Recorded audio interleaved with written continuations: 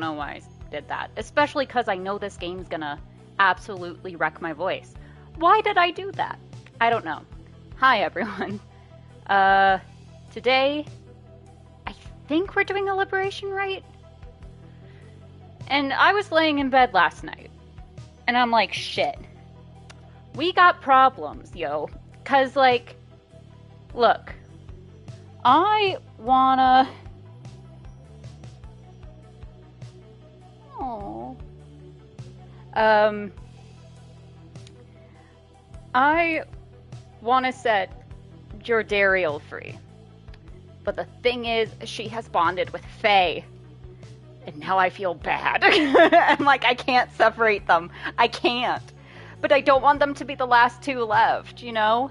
And, like, I also need more of Jodie's backstory and more of Faye's backstory. So, ugh.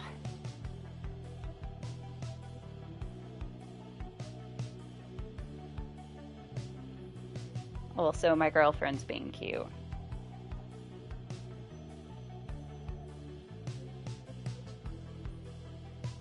But I'm just like, shit. Because I'm like, I don't want to let go of either of them yet. We've only done, this will be our 4th rite, so we're like halfway through. I need to start doing more Jodie's stuff to get her backstory. Like, whose backstories have we done? Jodie's we don't know. Faye's we don't know. Tizo's we've done pretty much. Okay, Sir Gilman we've done. Hamatha we've done. I don't give a shit about you. And her. What if we do Valfred? Wow, that sounded kind of bad. You know what I mean, though. No, he can't go up further right, though, because he doesn't have his thing, you know?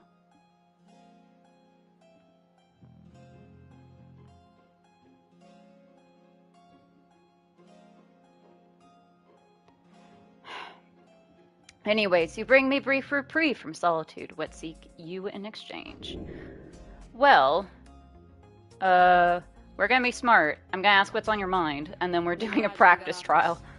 Leave me alone, reader. I'm in no mood to talk to you at this time. Okay, rude. She is concerned about something, but you cannot sense what, and she refuses to say. I see little need to keep on blathering about to you, as once I did. I should not have let you in. Begone. My services are yours, but this place is my own. Hey, can we have a practice rite, please? You express your interest in the practice rites. It seems to be a way to practice conducting the rites without all of the pressure of the real thing. Certainly, reader. That is why I am here. See you in the blasted book in just a moment. My beyonders shall be waiting. Cool. Because I wonder if you can upgrade people.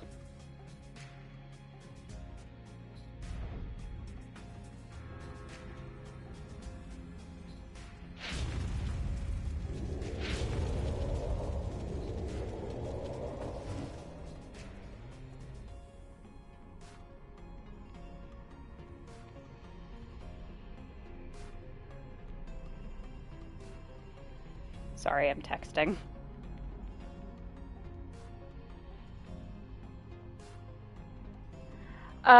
Sandra appears and looks upon your fellow exiles. Welcome to the practice rites. You are fortunate your reader summoned you, as you could use a little discipline. Now, come forth and let us see how capable you are. In the practice rites, no enlightenment fuck is awarded. You may train here with fellow exiles as much as you wish, or press option to return to the wagon. Okay.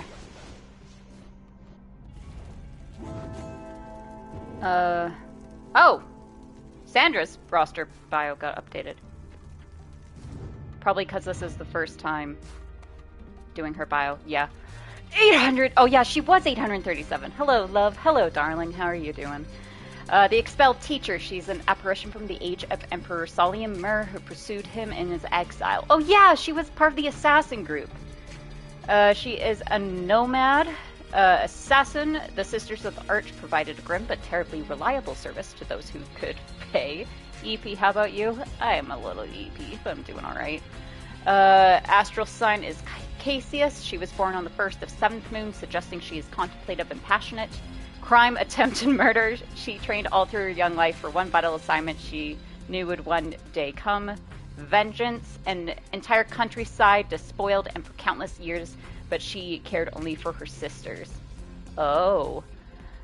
Sandra has survived 837 years on the downside. Thus far, it is a life sentence. Almost a millennium ago, she set out to find the missing emperor and take his life. She had her many reasons. She and her sisters of the Arch plunged down the river willingly. When at last they found their mark, they found a man transformed and humbled. But Sandra thought this yet another one of the emperor's deceptions, and struck at him repeatedly, even as her sisters relented. The scribes had to respond. Blinded and expelled, Sandra became a living instrument in the rites. She now exists to train exiles in the rites and teach them penitence. Alright. Okay. We'll go Gilman. We'll go... Fine, we'll choose Volfred. Equipping Volfred with a talisman for your cargo will make him stronger. Oh, blah, blah, blah. Don't care. Sure. You actually... What is the cursed one? He can't grasp the orb. Oh, shit. Well, that's not good. Here. You can do this one. And then we'll do Virtue. If you're ready then, Nightwings, grasp the orb and we shall train with you. See, I thought this was smart to do at the beginning of parts now, just that way I remember how to... Okay, well, maybe that was a bit dumb, but that's alright.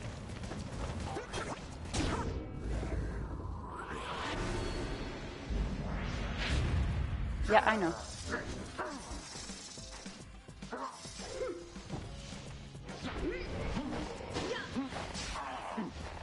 Okay, that's shielding.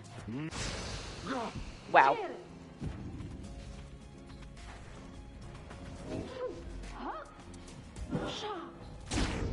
Yeah, that's fine.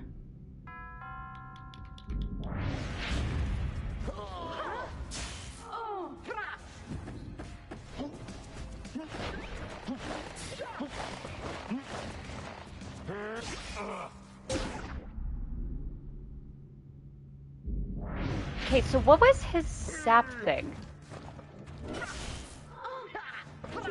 That is the only time that has fucking worked. But he had a sap thing, right? Oh, Sprout, I have to hold it. Okay.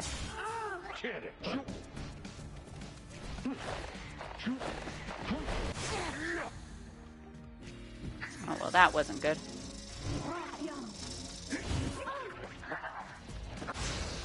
Yeah.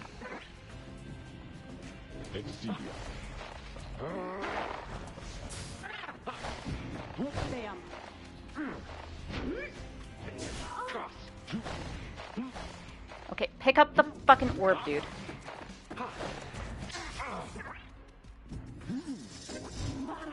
Fucking idiot.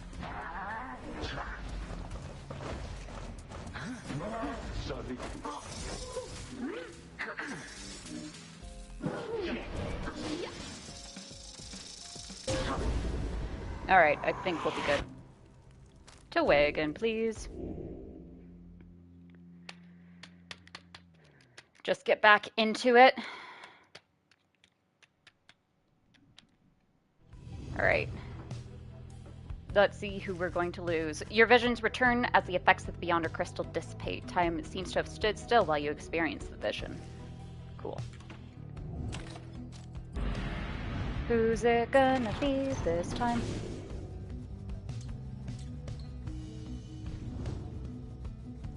See, I want to advance Jordariel's story, but I don't know how. It's probably we gotta go up against that one triumvirate that we went up with for the first liberation, right? Listen, I'm a backstory bitch. Like, you have a backstory I haven't unlocked yet? Bitch, come here, you know? You know? Apparently also choosing, like, Jordariel stuff. Sorry, that was not lag on your end, that was lag on my end. Jordariel stuff will also advance her plot. You sense Pamitha shall gain favor. You sense Valfred. Oh, fuck Valfred. I still don't trust him. I don't know if, like, people who've played this game before are laughing at me because of my mistrust of Valfred, but I don't fucking trust him. You make landing upon Mount Aliadel, where Valfred pulls you aside while the others complete the post-flight inspection. He puffs out his pipe before speaking up. Ligaratus. Reader, as you know, I now wear the raiments once again. This means that I, myself, may soon be worthy to regain my freedom in the eyes of the 8 scribes. No, however, that is not my wish to go just yet. It is true I could be of some benefit to our plan back in the Commonwealth. What's the plan at 55? Headwind, you really fucking aren't helping here, huh? Rookie got you to like 51. You've upped the plan by 4%, buddy. Sorry. But I feel my place is here for the time being. Perhaps once the Nightwings are on a surer footing in their path, my time shall come. Those are my feelings on the matter, and I want you to know. I shall, of course, defer to you. Our path is not to contradict the reader's will. Anyway, I trust that all of us, yourself included, shall find our freedom. If not soon, then by when all this is over. Oh, does no one need us? I guess no one needs us. What are people doing? Mixing inks. Jordaro's cleaning her armor. Pamitha's perched on the roof. Bertrude's shedding her skin. Gross. Sir Gilman's inhaling some food. Faye's humming softly. Tizo's eating leftovers. And Tariq's watching the sky. Alright, let's seek the Nomad Scribe's favor. Having completed the post-flight inspection, you and Pamitha visit the monument of Gol Goliathan, here in Emperor's Fall. I have to hand it to you, Pamitha. You have a real gift for getting yourself into one bad situation after another. Now here you are, praying to the dead to bring the stars back. Is that it? Maybe you'll get out of here, this time. Things might be even worse back home. Soon she is finished paying her respects. You return to the wagon in silence, feeling as though Gol Goliathan has shown you favor.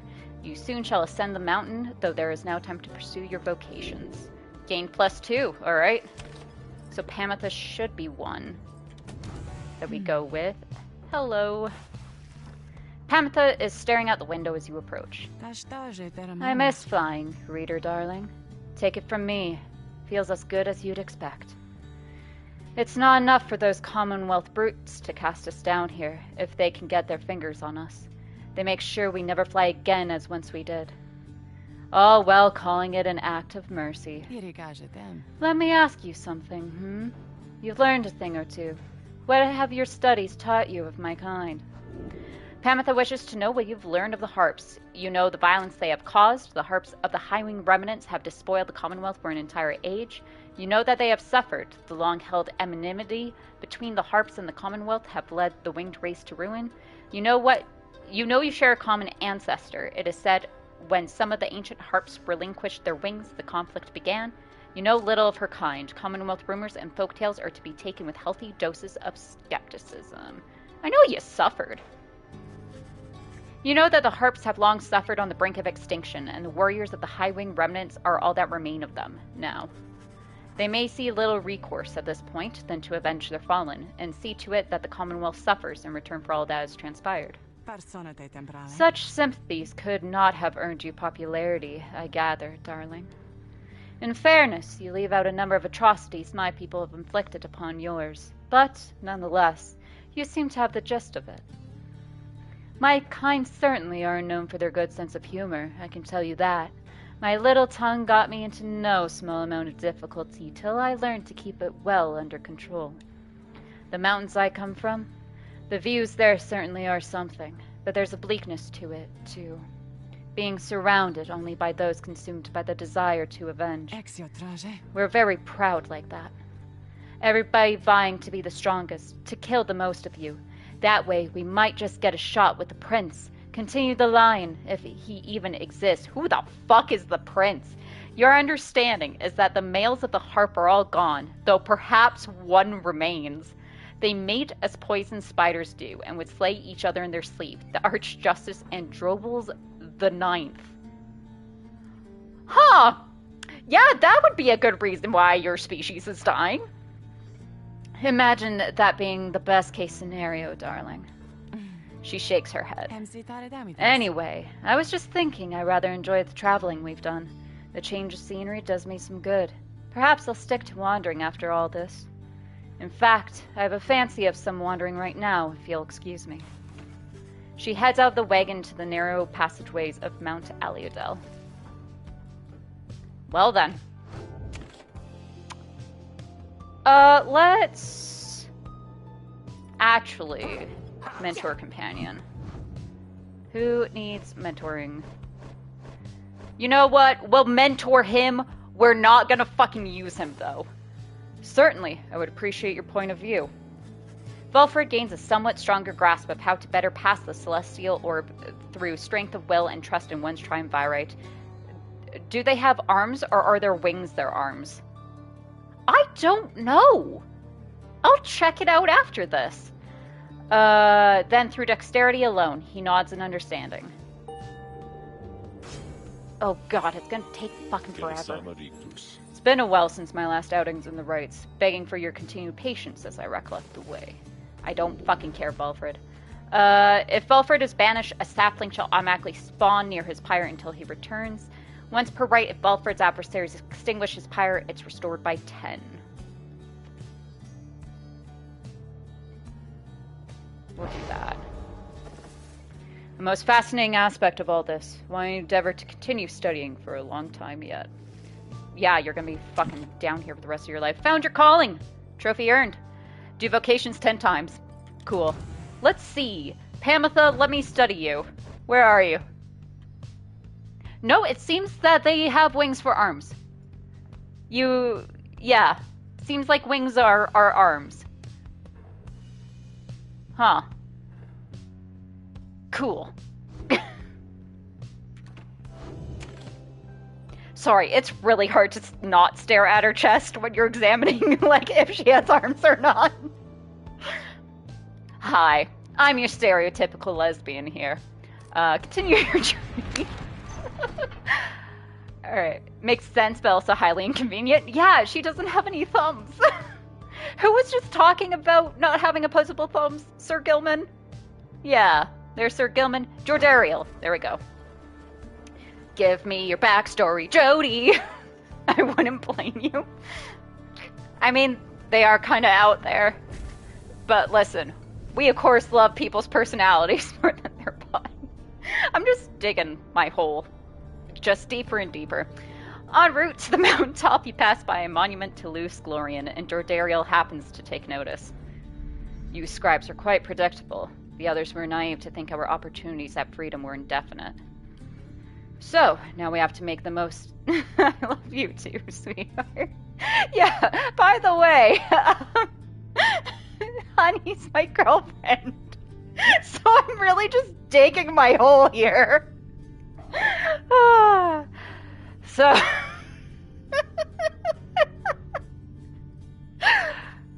Whew, okay. Okay.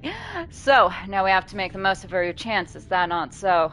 I fail to see how this is any different than before.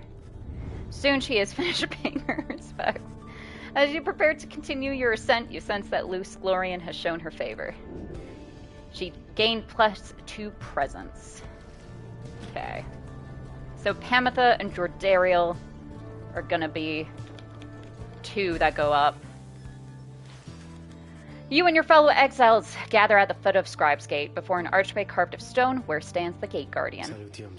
Greetings to you, Celeste. I see the exiles of the Nightwings have returned, even as the cycle of the rites begins drawing to a close. The Nightwings accept this as the will of the scribes. The Gate Guardian laughs at this, softly for some reason. And you, Tariq? Do you accept their will as well? But the lone minstrel does not answer her. It is no matter. Now, Nightwings, each of you, come forth and state what it is you seek whilst crossing Scribe's Gate. One by one, the Nightwings declare themselves. You all pass through as before. When Belfort takes his turn, Celeste stops him. You. I see you wear the raiments once again. Explain. The cycle of the rite is ending. Well, I do not know exactly why. I have my fears.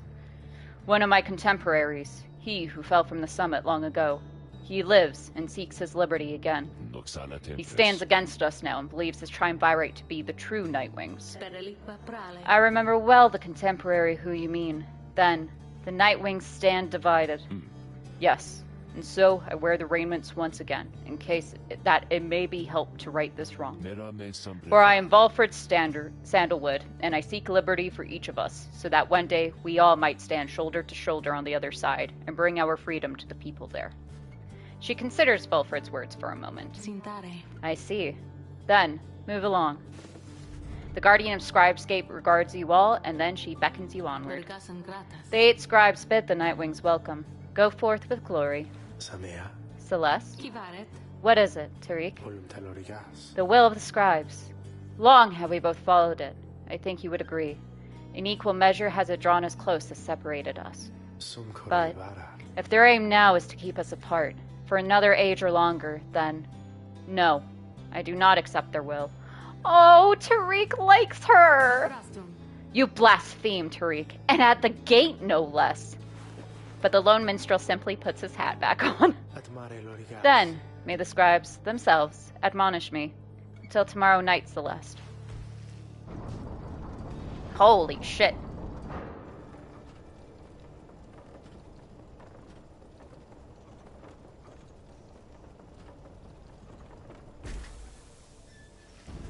Having reached the peak of Mount Aliadel again, you see the vastness of the downside all around you.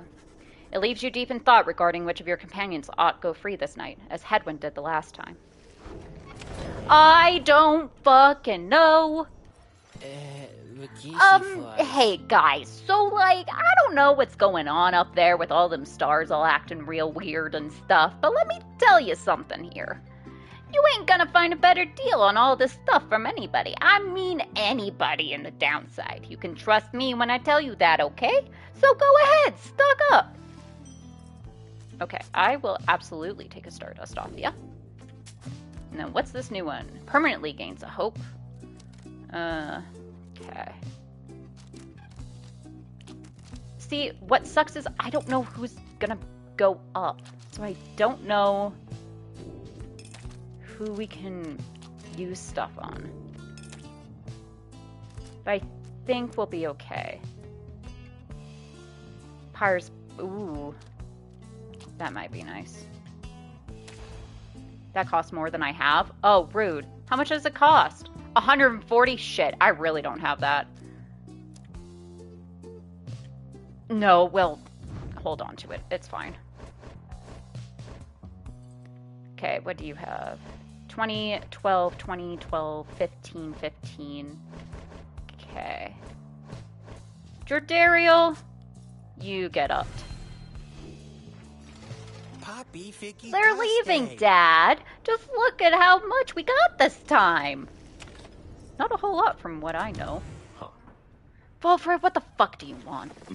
Valfred looks up as you approach and smiles. It's not as nice. I never thought that I would say such things, my kin. But it is good to wear the raiments and the rights once more. The march of time does have a way of healing certain hurts. Besides, the Nightwings of today, we are a very different beast than the triumvirate which took me in almost a decade ago. Ours was a triumvirate of exactly 3. Well, 4, with Tizo, who provided to be an exception. Though, historically, the Nightwings never took on more exiles than needed. I have mentioned my predecessor, Brighton, and my former companions, Orisa and Orlek. Perhaps naively, I had hoped my time with them would not be relevant directly to what we now attempt. But seeing as our stories are now intertwined, do let me know if there is more you wish to learn of them. Yeah, fucking what happened to everyone? Brighton, thus far you've heard only passing references to Valfred's predecessor on the Nightwings. You inquire about Brighton, who you understand was liberated prior to when Valfred first joined the Nightwings. I never met Brighton in person, but I know him rather well by now, though, for that matter, my kin. So do you. He studies your reaction for a moment. Then, Brighton was born wealthy, but not special otherwise. You would have no reason to have heard of him. He was exiled for negligent misconduct. I do not know exactly why, and do not care for spreading rumors. I first heard of him through Orisa and Orlek, who found me in a suitable replacement following his liberation. They spoke little of him. Orlek gave the impression they did not see eye to eye. But he assured me I soon would hear from him myself. Indeed, as I became accustomed to the book, which you know well by now, I soon began to hear the voice. Is it the voice? Is that Brighton? No wonder Brighton's like, you fucking traitor, how dare you? Valfred looks at you, as if to see if you yet take his meaning. Yep, I got it. You see, my kin, after Brighton's liberation, he assumed a new identity within the Commonwealth, and a new responsibility to the triumvirate which liberated him. That voice you hear from time to time, whensoever the stars align, it's his. He is no longer Brighton. He is now none other than Archjustice Androbles the Ninth himself. Are you fucking kidding me? Oh, fuck you! The Grand Judge and figurehead under whose watch the Commonwealth is governed in this day. Those who violate the law of the Commonwealth face sentencing by the appointed Archjustice. Liberated exiles retain certain burdens to their old triumvirates. They have much to thank them for, not just their freedom, but their exalted status in the Commonwealth. The theocratic rulers of the Commonwealth, they do not wear masks and raiment simply for the sake of ceremony. They are not who they appear to be. Their public pasts are nothing but fabrication. Like Brighton, they once were exiles too. Brighton, that voice, he has no love for either of us by now. He knows full well what we attempt to do, yet he is bound by the tradition of the rites. He shall always stand on ceremony and complain, but I think he knows, deep down, that he is powerless. How ironic that one of such high status in the Commonwealth should be so frightened of some long-forgotten exile such as we. Anyway, that's Brighton for you. He must have seen in you the potential to be one of his staunch supporters for a time. If that's a path you want to pursue, I should apologize. Now, then, whom else should we talk about? Risa. She betrayed Orlac, causing the Nightwings to fall apart. Why would she do such a thing? Again, I don't think she did. You ask about Orisa, who you understand betrayed Orlac in the moment of his liberation, but then perished in the Shimmer Pool. I'm afraid you know the brunt of it, my kin. But I suppose you ought to know something of Orisa's past, let you be quick to judge her solely by her actions. Mind you, I would never make excuses for the terrible choice she ultimately made, but her life, I understand, was very difficult. Orisa had been exiled for the foulest of acts. You could see it plainly branded on her face. Such was the hideousness of what she did in the eyes of the Commonwealth. Or the heinousness. Sorry, what did she do? She was an apprentice blacksmith in her youth, taking up the post left by her brother.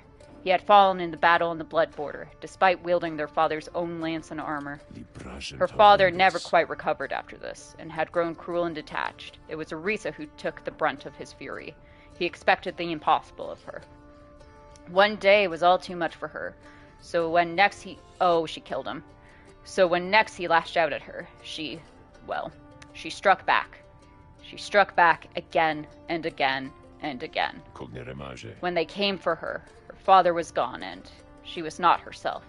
She was promptly cast into the downside for the crime, where her hatred for the Commonwealth only grew. So then why the fuck would she want to get back there so quickly? Orisa always was intense in her demeanor, haunted by her father's memory. More than that, her chief motive for wanting back her freedom was, in hindsight, not a healthy one. She longed to join our nation's enemies, to build for the High-Wing remnants a great siege engine that could shatter the defenses of the Commonwealth and forever end our feud. What she ultimately did to Orlac, it was an act of pure and thoughtless desperation. I do not think that it was simply evil, nor do I think that it was personal. I often wondered, though, if, in her final moments in the Shimmer Pool, she understood what she had done and the depths to which she had fallen. For years, I must admit, I hated her, but now, my only hope is that she found a peace untenable during her relatively short life in the downside and the Commonwealth.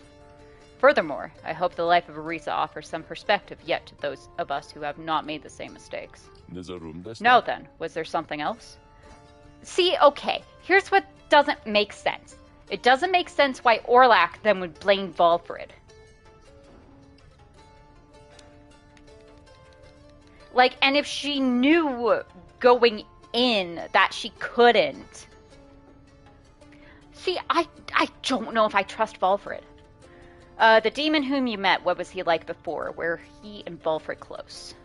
You ask about what Orlac was like when he and Valfred first became acquainted. Valfred remained silent for some time. I was very, very sick, you know, when I first landed in the downside. The long trip down the river must have been a little much for me. It was Orlak who found me. He could not have known of my capacity to read before he revived me. He was a physician, intolerant of the sight of suffering of any kind. Not just any physician, mind you. A gifted, highly decorated one. He served on the front. Back then, skirmishes erupted frequently, and those such as Orlak, they had to deal with many casualties on either side. In time, he said he grew repulsed by what he saw. This sowed in his heart a yearning for an end to all the bloodshed. So, he tried to use his status to negotiate a treaty with the High-Wing remnants. It must have gone about how you'd expect. He was given direct orders to return to the front. But, when he refused to soil his hands again, they cast him to the downside. Here, he gained the notice of the Nightwings, and before long, he grew to be one of the finest rites conductors anyone had ever seen. He was instrumental in the liberation of his companions, whose roles in the Triumvirate were later filled by Orisa and me. In time, Orlak's own opportunity for freedom had come up. He longed for it, so that, with his exalted status, he might stand a better chance of negotiating peace. However, on the evening of his liberation, well, you know the story from that point. Belfred breathes a heavy sigh. He and I were kindred spirits for a while. I could not bear to think that he was gone. And now, I still cannot entirely believe that he is back. Does that mean you were gay for each other? Is kindred spirits what we're calling gal pals now?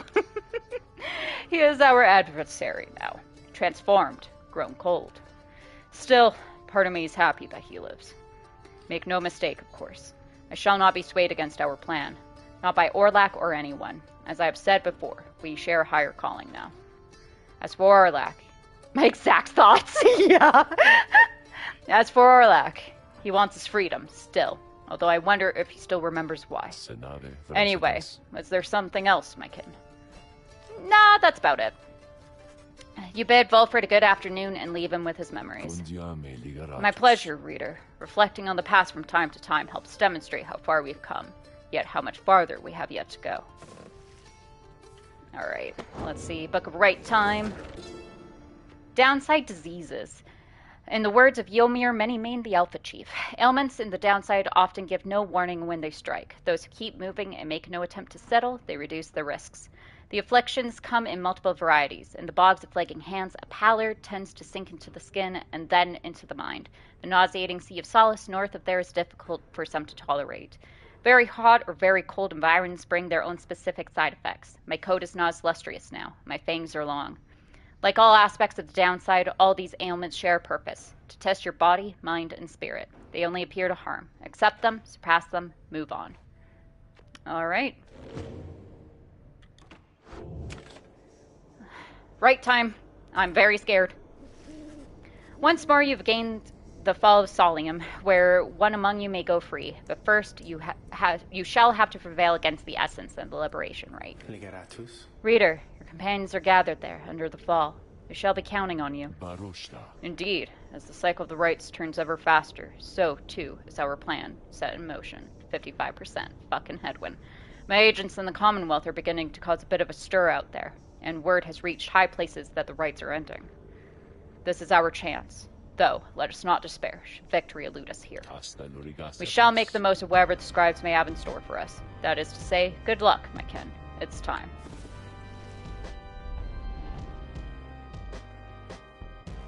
I am very scared.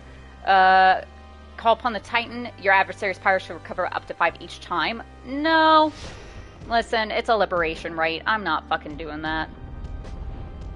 I'm not making this harder for me, thank you. It's not always guaranteed we're gonna get it, so no thanks, I'm good. Once more, the Nightwings gain the summit of the sacred Mount Aladiel. Aladiel, okay. The liberation rite. Even sure, as dude. The stars themselves abandon you. Make good upon these final opportunities, reader. This glorious age-old tradition coming to an end upon your watch. I trust your adversaries, the Essence, shall not throw away this chance. Choose now who may go free, should they unfortunately fail. The pyres burn, and each of the triumvirates is present and prepared. I concur. The pyres burn, and each of the triumvirates is present and prepared. Then, anointed one the essence, come forth now and declare yourself, and pay any respects you have unto your adversaries, the Nightwings. Tamitha swoops down from somewhere and unfastens her mask. I am known as Tamitha Thayan. I mean to return to my ancestral home and promptly resume my responsibilities as flight tactician of the High Wing remnants. Our long stalemate against the Commonwealth shall soon be ended, should I and several of my sisters manage to rejoin our clan. Then our vengeance shall be swift and thorough. Your quarrel with the country that cast you into exile is beneath the notice of the scribes, Tamitha Thayan. Here you shall be judged under the stars. My quarrel with the Commonwealth is all that gave me and my sister strength enough to reach this point. The scribes ought well take heed of how my people suffer. We are not weaklings anymore, like your Trieste Tithys. We shall not fall in line with flightless fools and their naked attempts to subsume our heritage, our culture.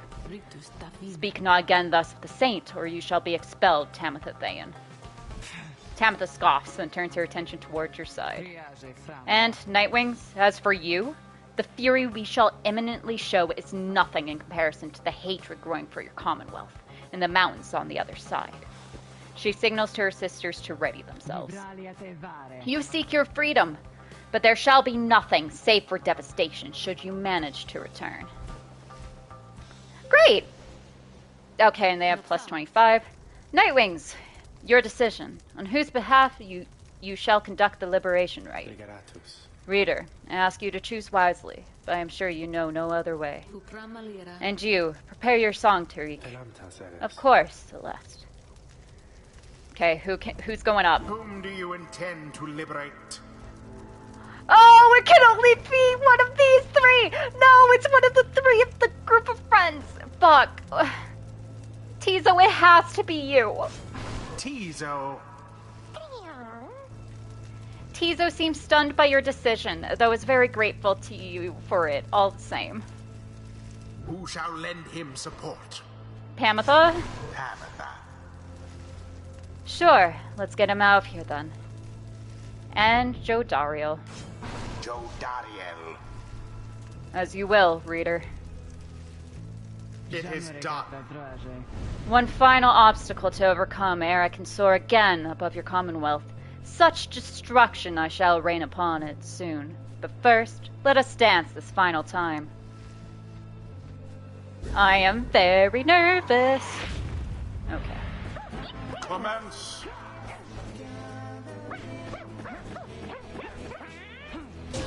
Okay, maybe I don't need to be as nervous. As the liberation rite continues, you sense Pamitha reaching to you, or perhaps just reaching out to anyone at all. Reader, someone, please, let her prevail. Let her prevail. Please, let her prevail here this once. If this thought makes me a traitor, so be it. But please, let Tamitha prevail, for she is here, wrapped up in all of this, because of me. The plea trails off, and Pamitha remains steadfast, all her attention focused on the liberation rite. And, as for Tamitha, prepare yourselves, Nightwings. And as for you, Pamitha, I await the outcome of this night, for it shall soon ensure that I may never have to see your smirking countenance again. Fuck, that's harsh.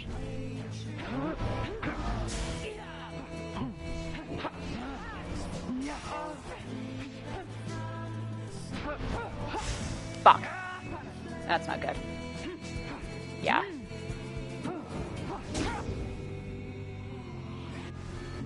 Yeah, that's not good. Okay.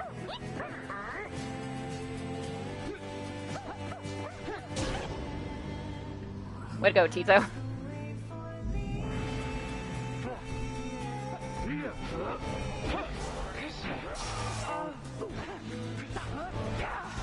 Shit. That was the bad move. That was the wrong move.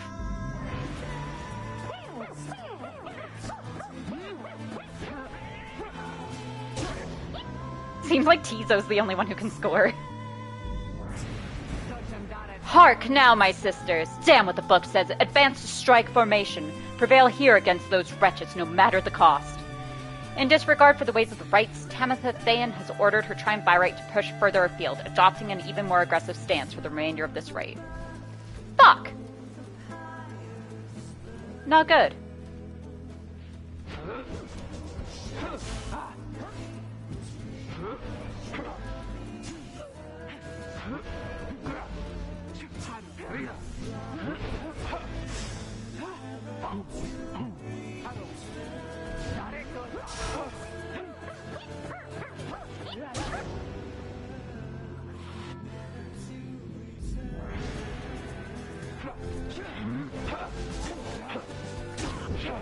Fuck.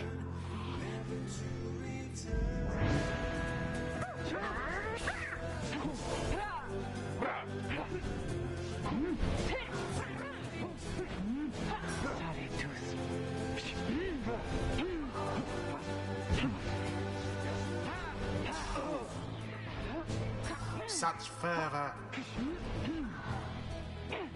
Come on. The orb engulfed in fire. Okay, 5. No more than a lick of flame remains. Oh.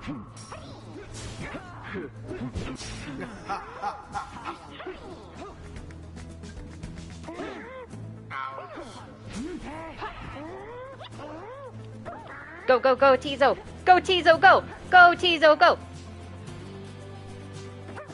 And there it is, at last.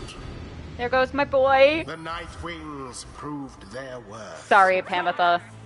An outcome which left little room for doubt. Listen, your needs are secondary here. I don't give a shit about your sister. Ends the liberation rite. Bye, Tizo. And thus, the scribes The have easiest chosen voice. Bye. the exile appointed by the Night Wings shall be free. Absolved of all misdeeds, return to glory in the Commonwealth. His adversary and all others shall remain to carry out their rightful sentences. Oh, I'm gonna miss Tizo. Don't cry. Damn you for this, Pamitha. All of this because of you. Pamitha's gonna have fucking words with me after. But listen, kid. Look. That's your own sister's fault. Listen, yeah, I understand you, like, helped capture her and sentenced her to the downside, but listen. If she didn't do what she was doing, you wouldn't have had to do what you did, so. Tizo is stunned by what transpired, and by what he thinks is about to happen. He looks around as the reality of what transpired sinks in. Because he doesn't know what the Commonwealth's like. He's never been there. He realizes now that this is goodbye, at least for the time. He struggles to express the gratitude he feels at having served the Nightwings these many years. He does not know what to expect from the Commonwealth, and whether he will be accepted. Just go find Hedwyn. Go find Hedwyn and Ruki. You'll be fine. Nevertheless, he vows that he will keep doing his part to the benefit of Ulfred's plan. With that, he splashes into the shimmering pool and is gone from view. You hear him chirping one last time. Tizo wishes for the best of each of you and asks that you remember him. How could we forget you?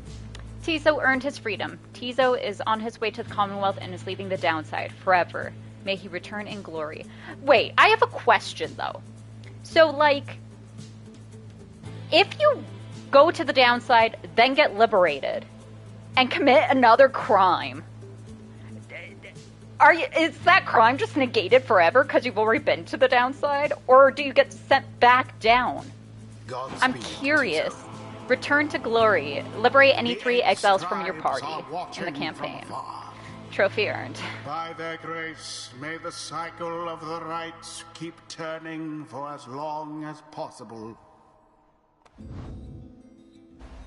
Jodario cannot rise. Yeah, I know. It's fine.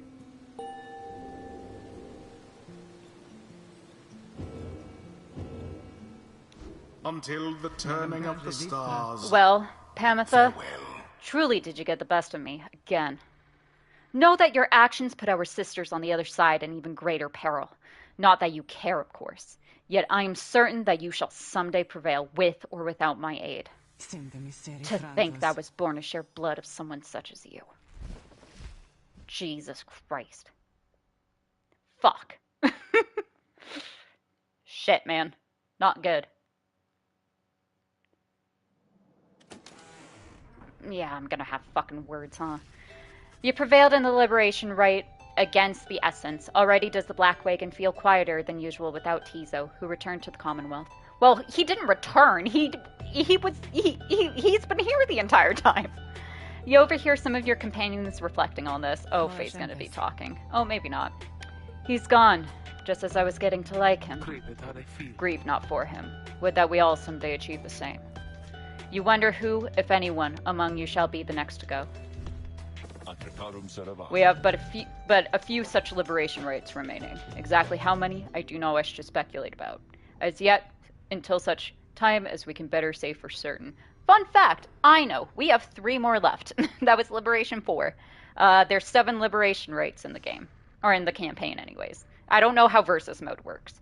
Under no circumstances did I suggest this is ideal. However, it is opportunity enough that our plan may, as yet, succeed. 59%. Tizo upped it by the entire time Hedwyn was there. Just by Tizo going. God damn it, Hedwyn. Although, all these setbacks, I fear. Velfred trails off and falls silent.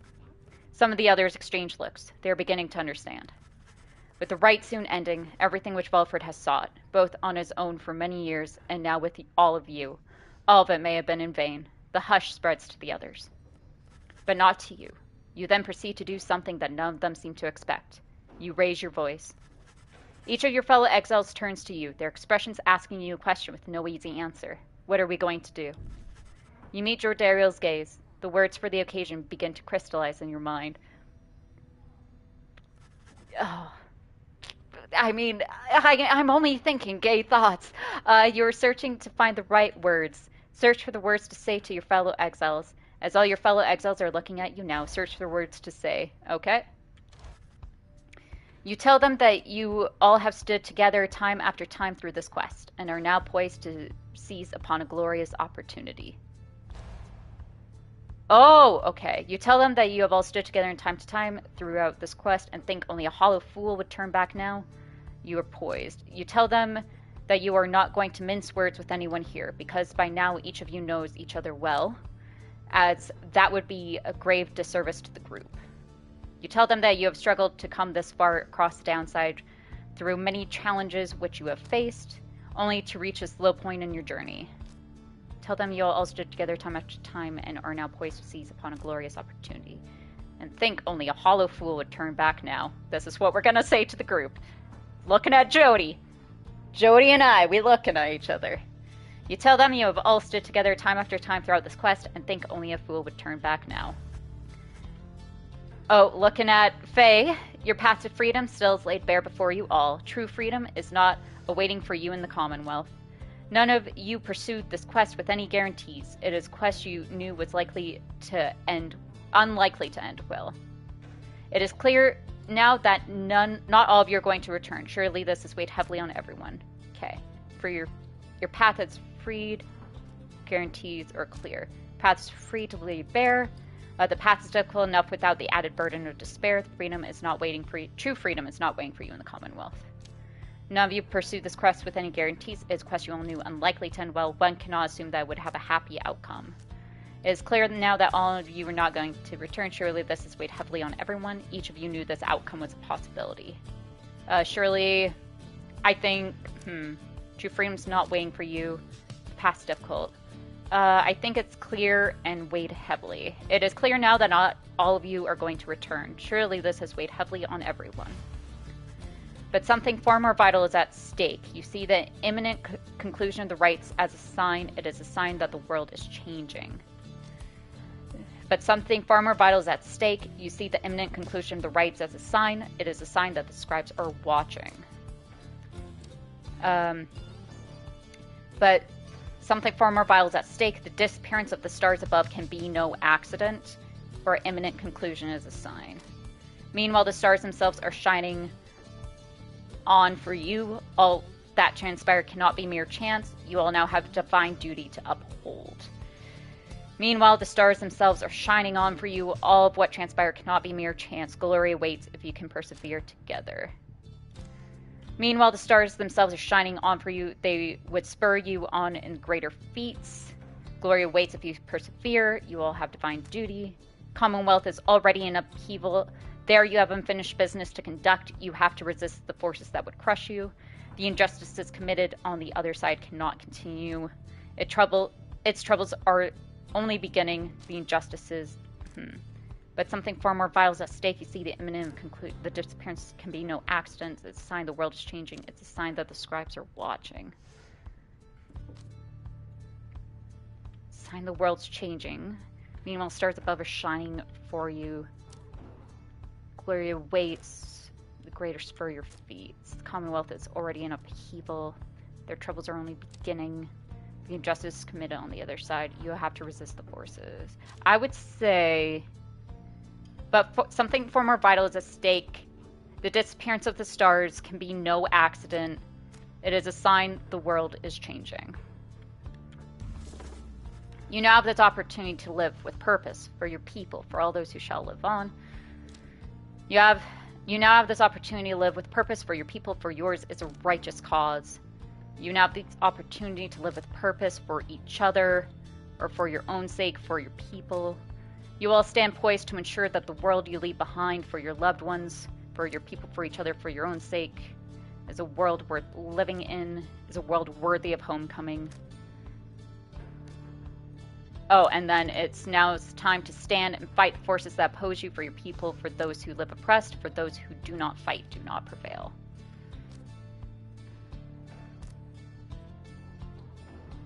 You all stand poised to ensure that you all stand poised to ensure the world you leave behind for your loved ones, for your people, for each other, for your own, for each other.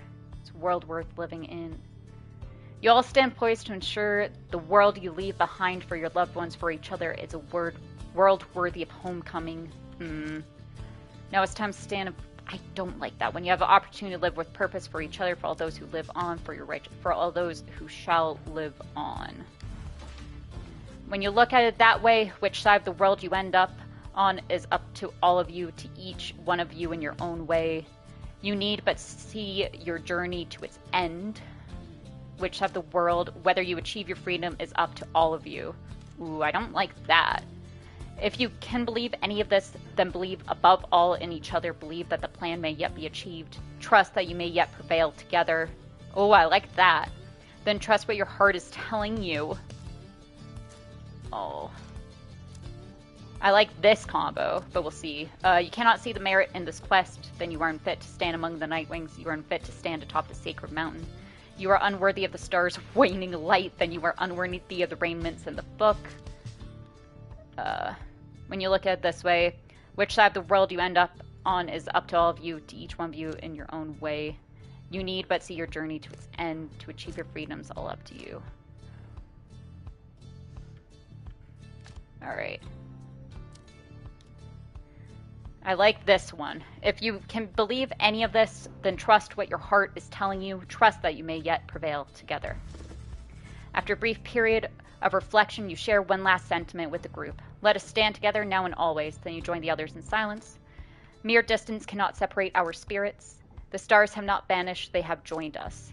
Let us bring about the harmony envisioned by the 8 scribes. The people of the Commonwealth need us as we need one. Together with your thoughts. No one speaks for a time. But then...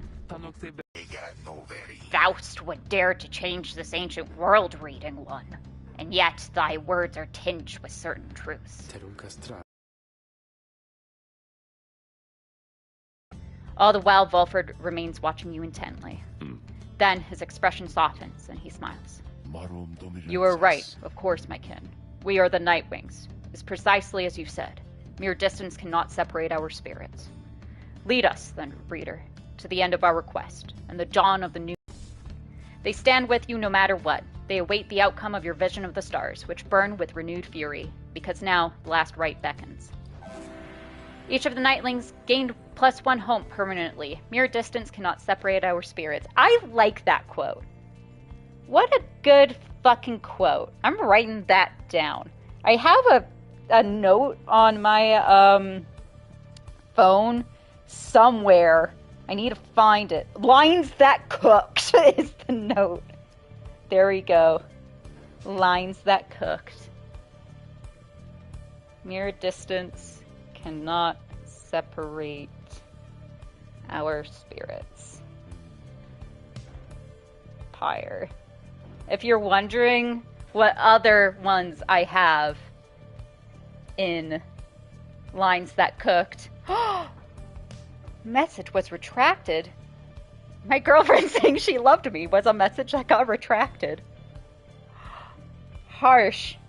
I'm kidding. I'm kidding. I have, can I call it haunted when I'm every ghost from A Long Time Dead? I have the quote, when I die, leave my body in the woods, the wolves will be more gentle than any man.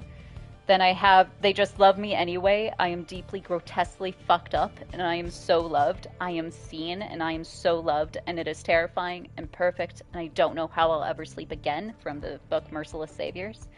Then from the poetry book Gay Girl Prayers is, if ghosts exist, my body turns to stardust. If ghosts do not exist, I do. And then from Harrow the Ninth, we have, you remember how the fuck off great aunts always used to say, suffer and learn? They were right, non-agenismus. Oh my god, the last name's so fucking hard to say. How much more can we take until you and me achieve omniscience? And now, mere distance cannot separate our spirits have been added to Lines that cooked. The stars above now burn with what appears a desperate fury, many more of them than usual. Your path is yours to choose amid a myriad of stars. Look upon them all. Shit. Oh, holy shit. We're going right away. No rest time. Interesting. Oh, holy shit. We can go up against, like, anyone. The stars of the 8 scribes. They shine together, now, as one. The lone minstrel draws breath, as though surprised by what he sees. He backs away and averts his eyes. This is another sign the rites are soon to cease. Few chances yet remain to confront the adversaries you have met during your journey. Okay. Who is it? Tempers. Okay, Tempers is the one we need to go up against, I think, for Jodariel's story. There we go.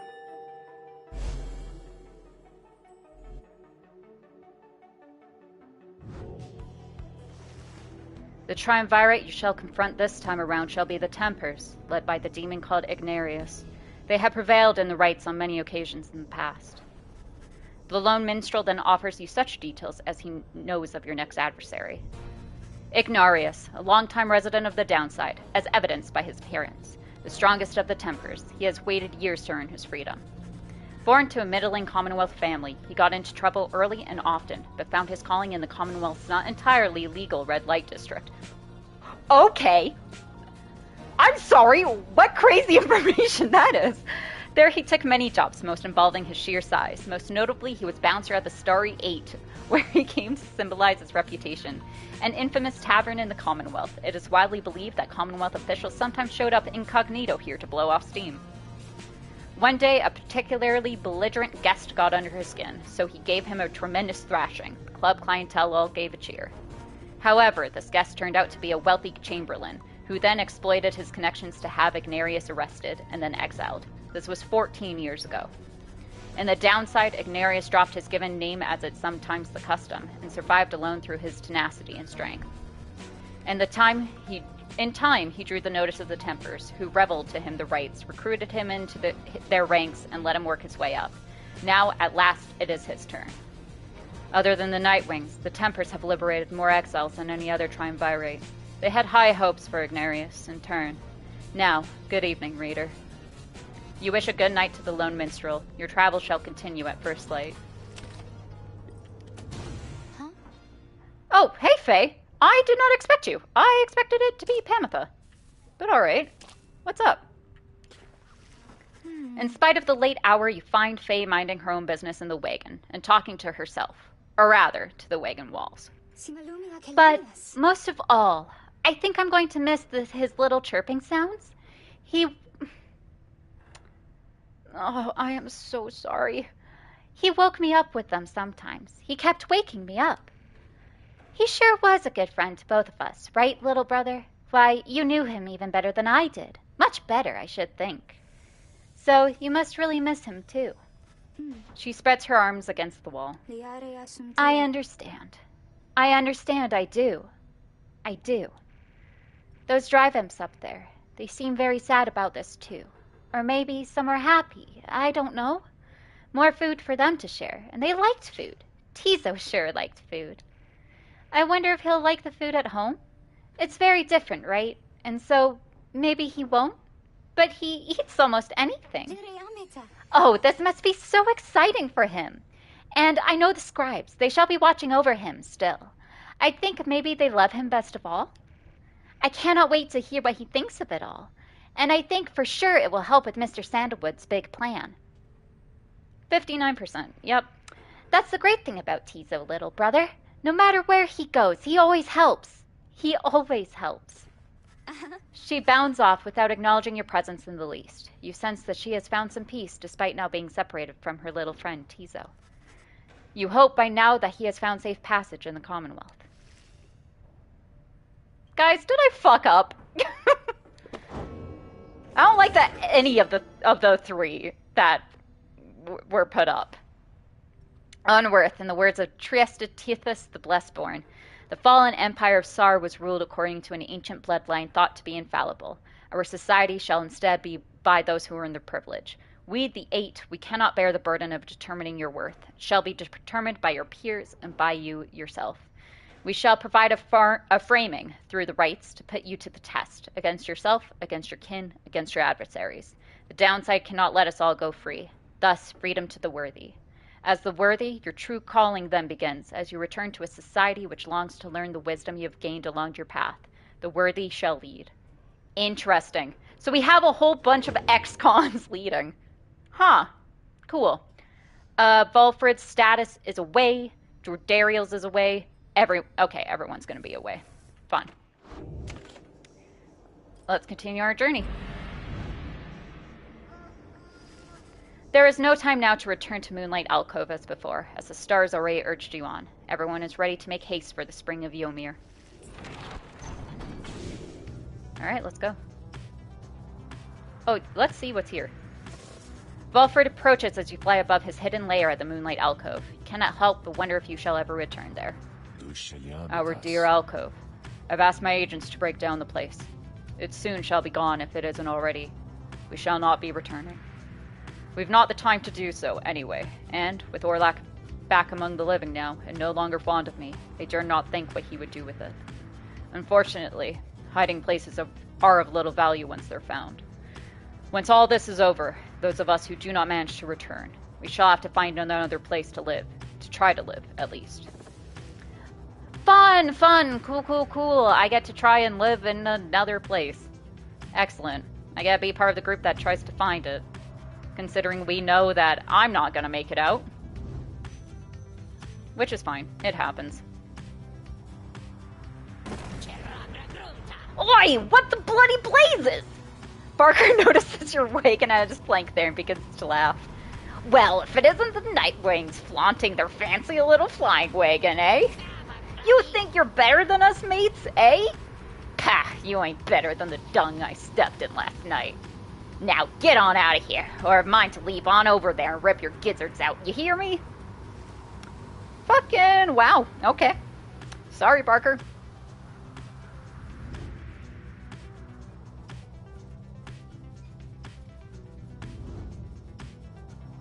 Man, we've really only battled at like 4 different places, huh? Bertrude slithers up to you as the black wagon passes through the skies above her former abode. Our kind who lurk below. They would scarce believe we soar above them now. We told them when Sandalwood came to fetch us that we shall not return for some time. Our most accomplished laborers, with whom we shared so many moons in exile. We trust that they shall carry forth the reputation of our services. For we taught them all we know. She seems almost nostalgic as she lists off the various services provided at Big Bertrude's.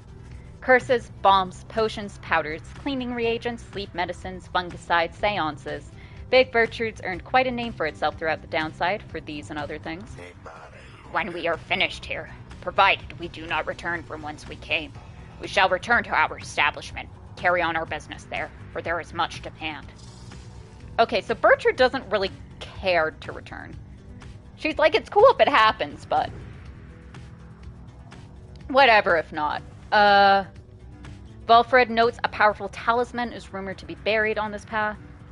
Pamitha says she can sway the coming rite against the tempers in your favor here. Fuck yeah! Instill the fear in the tempers.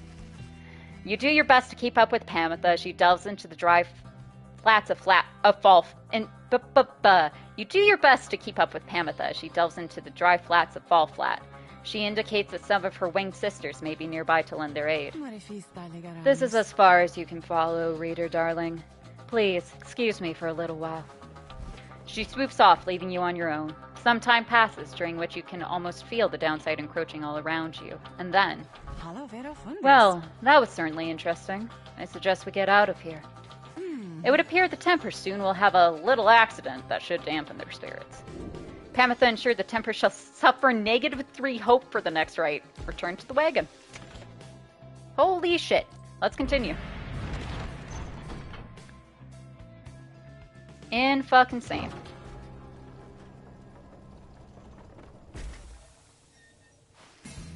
Halt. Everyone, I beg you please forgive my rudeness here. The black wagon has shuddered to a stop en route to the spring of Ymir.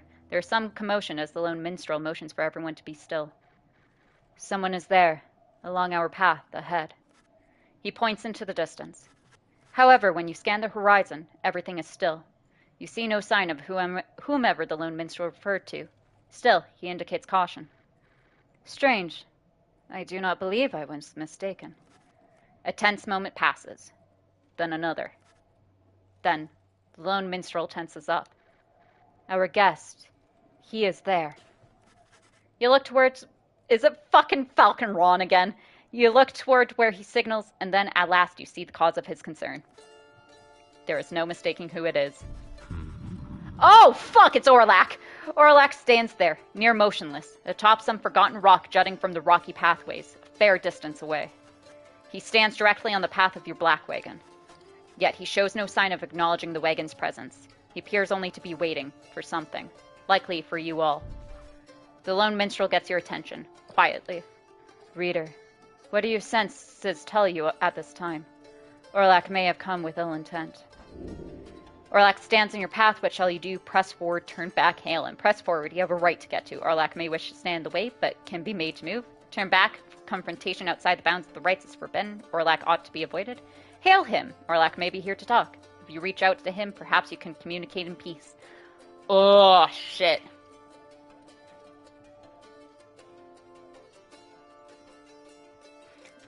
Let's see what he wants. There has to be a way to reason with Orlac and bridge differences between him and his former triumvirate. Perhaps he has come to negotiate. Perhaps you are correct. Let us try and make contact with him, then, as we proceed. You give the signal for the drive imps to start the wagon and head toward him. But just as you reach the point where Orlac once stood, he's gone. Seems our guest has already departed. Let us remain watchful as we proceed on course. Indeed, Orlac is nowhere to be found now. The unnerving encounter causes everyone to fall silent for the remainder of the trip. Great. Excellent. Your wagon finally arrives at the spring of Ymir, where still there is no sign of Orlac, or your next adversaries for that matter. Your companions organize a quick search about the premises, leaving you to watch the wagon until the rite's commencement. Okay, let's see. Hey guys, so I noticed that your little imp pal, he ain't with you anymore, is he okay? I heard the wildest thing, that he somehow got out of here back to the other side, and I'm like, why would an imp want that? Fucking rude. While the bearer's triumvirate is banished, adversaries are slowed and cannot use abilities. Huh. I don't think so. But thanks.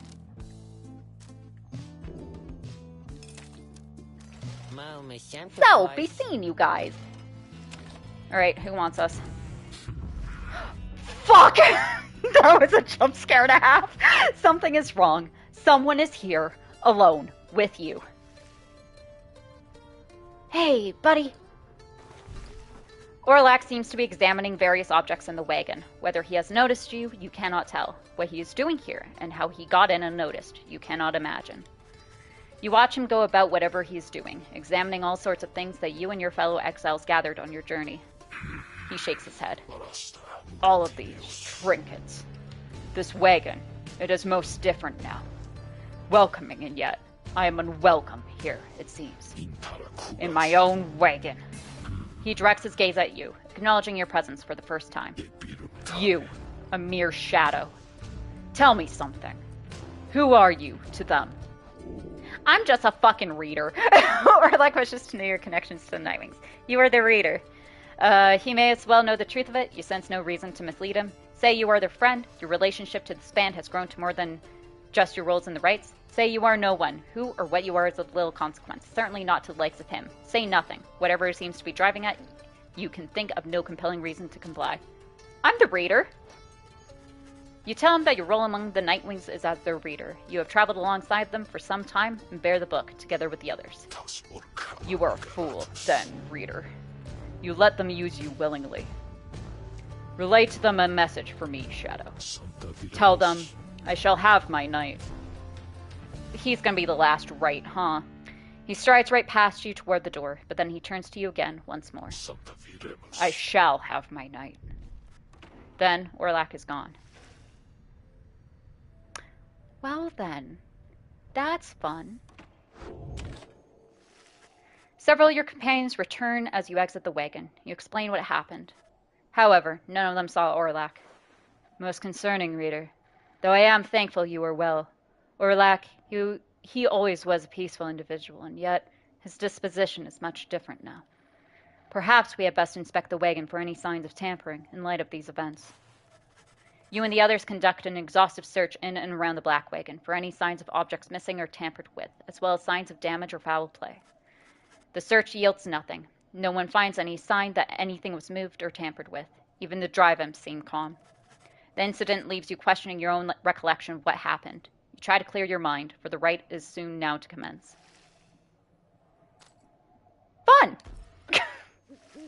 Typically, Jordariel is always among the first to start making preparations for the rites, just as soon as you arrive amid such places as the stark badlands of the Spring of Ymir. This time, however, she does not assist the others. She has not even donned the raiments. Your concern is noted, reader, but it is misplaced. It is only that the one we are to face this time, Ignarius. We denied his liberty before. It seems almost cruel to send him further back. How absurd that I should even care. It is simply that I seldom see those with features similar to mine. Those who have survived here long enough to earn their horns. I shall go now to prepare. Soon it is nightfall, and the stars begin to shine. Okay, so he is Jordario's storyline. 'Cause it doesn't fucking matter. No, actually we won't do this one. We'll do this one. Yeah.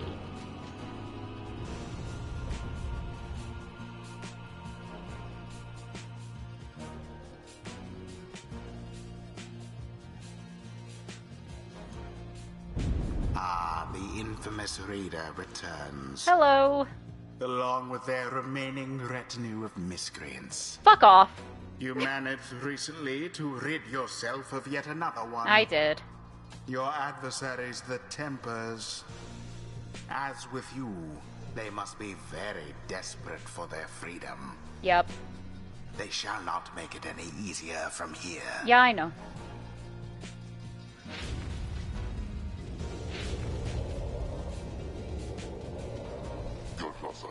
Hey, well, if it isn't Curly Horns, surprised they didn't let you out already. Not that I'm complaining. Was hoping I'd run into you again. See, what you've been stuck in here for, about 14 years. Not that I'm counting or anything. You gained some appreciation for the simple stuff, you know? Bit of a cool breeze, a solid meal. Anyway, it's good to see you in one piece is all. Jordariel removes her mask and stares at him. Why are you doing this? We have a rite to conduct. Yeah, well, I've conducted a lot of rites, you know. That law of good, it's done for me. Yet, here you are again. Yeah, anyway. He throws on his mask. Guess we better get things started. Our kind got a reputation to uphold.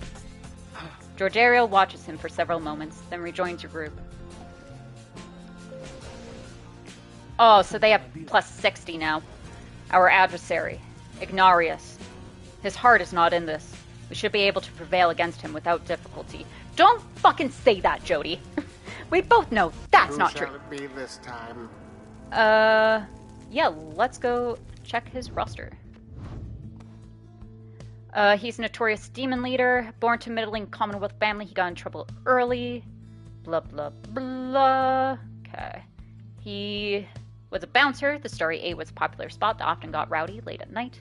He was born on the 2nd of 6 moons, suggesting he is thirsty for new experiences. His crime was for assault. He struck a raking Commonwealth officer when he was in no danger. The record shows that he showed no ability to restrain himself, so his motive was anger. Okay. Okay, we'll choose Bertrude. We'll choose Jody. Jodariel. And we'll choose Gilman. Sir Gilman.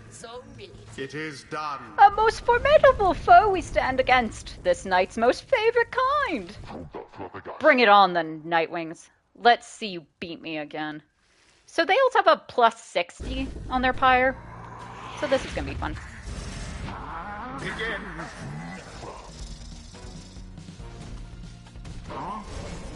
Oh, that was a bit bullshit.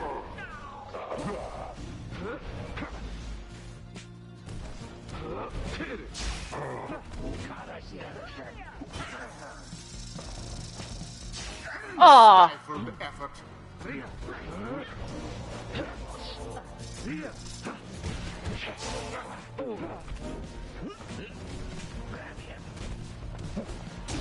There we go. The Nightwings make their mark upon the flame. 160, Jesus Christ.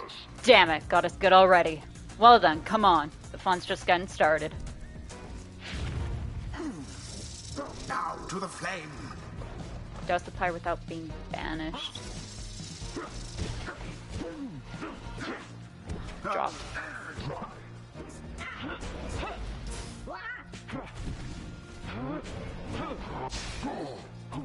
There. Yeah, fucking knew it.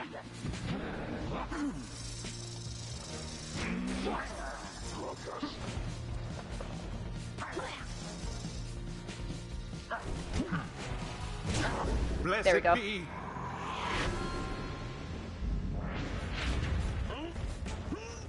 There. Fuck. A crushing Damn it. blow against your fire. Yeah, 30's not great.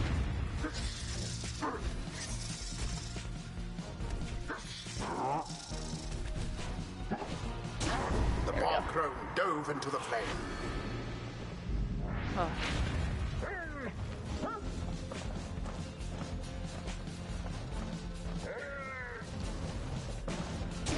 The Worm Knight somehow did it. I mean, it wasn't that hard.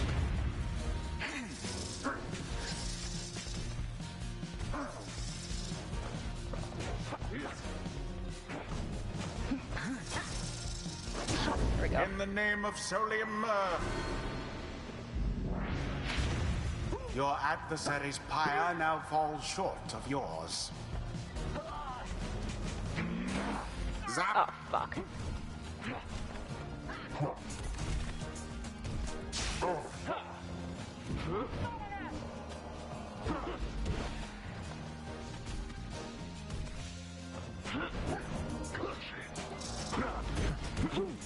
A Shit. decisive blow. Yeah, that's not good.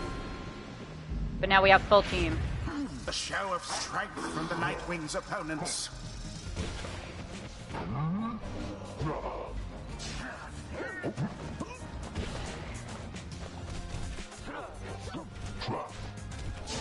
How very fortunate.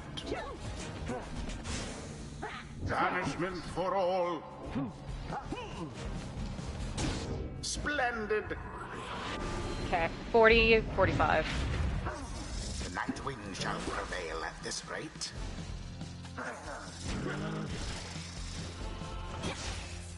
Shit. Okay, Jody.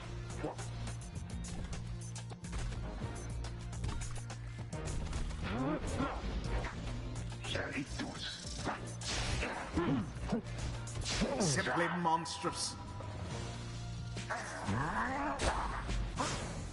How very sad for the Tempers. Oh, come on. There we go. Wherewithal. Now go on just once more.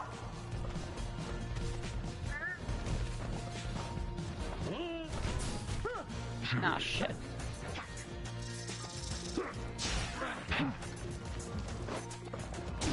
Shit. Unfortunate. I was right on it, though. Damn. That's alright.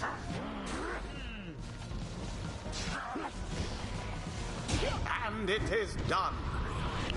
Woo! The Nightwings prevail. Hell yeah, we do. They hardly deserved it, though, if you ask me. Rude. Fucking rude. The right is complete. Well, Curly Horns, what can I tell you? Guess you Nightwing still got spring in your step. You could have prevailed. Why did you hold back? You really want to know there, huh? Indulge me. Sure. You free tomorrow night? Oh my god, this guy's asking her out on a date. Dariel scoffs at this. She dons her mask. Then she turns and walks away from him without another word. Ignaria simply stands and stares. Damn. Bask That was now in the wisdom of the scribes. That was fucking cute.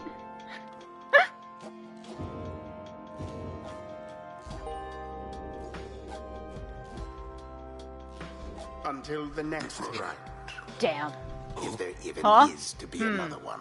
Someone's there, sneaking around. Show yourself already. She stands there for a moment, saying nothing. Then, this was a mistake.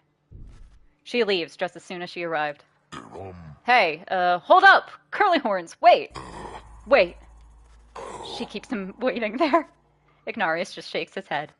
And he keeps waiting, for there's little else for him there, and the downside. He keeps waiting, but not for very long. Not for very long.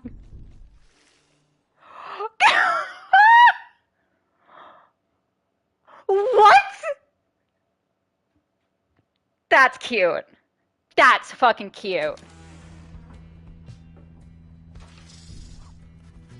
Back at the Black Wagon, you find the lone minstrel examining your fellow exiles after they thwarted the Tempers in a convincing manner. It is plain to you that none of them look well. The lone minstrel notices you there and turns to you. Reader, the fast returning of the cycles of the rites has put a strain on everyone. We have multiple cases of banishment sickness this time. It is fortunate that your other companions are available to conduct the coming rites, because I fear that this group here requires rest. You bid Bertrude a swift recovery, and she nods weakly in response. You exchange a look with Sir Gilman, who seems exhausted after the last rite. And as for Dariel, it is clear to you she wishes to be left alone right now. You leave the lone minstrel to look after them, and turn your attention to the stars that remain shining in the dark outside. Fuck, all of them got banishment sickness. The stars yet shine for you, revealing various paths forward. Alright. I think Faye is the other one. So we'll see if we can get Faye's backstory. We received news that one of Volfred's agents in the Commonwealth was taken captive. A setback to the plan, but it changes nothing for us, I suppose. 61% of success. Alright, who is the Fate? Okay. Okay, that's our next adversary.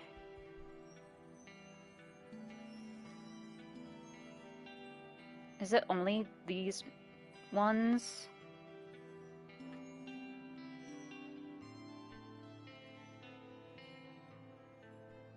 Yeah, I guess it is only those ones. Alright, Then I guess we'll go after Rookie. Or, not Rookie. After Barker. Because they're the next up.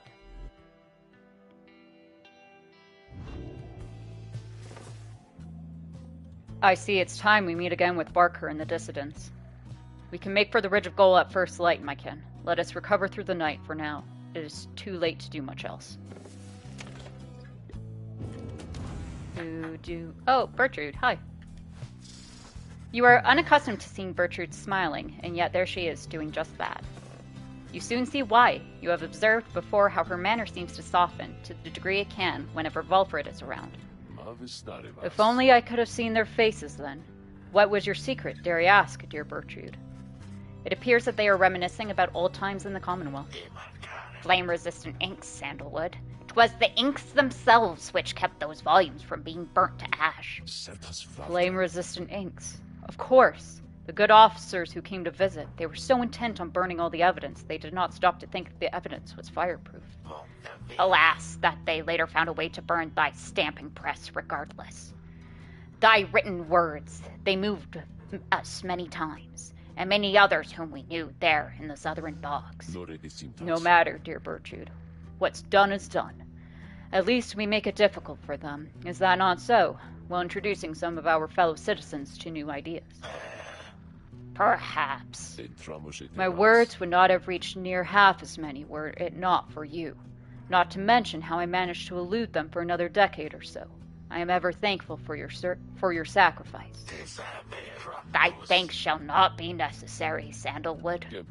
Well, you shall have to take them from me anyhow. Thank you, Bertrude, for helping to fulfill a modest author's dreams. What good's a stamping press without good inks? No good at all.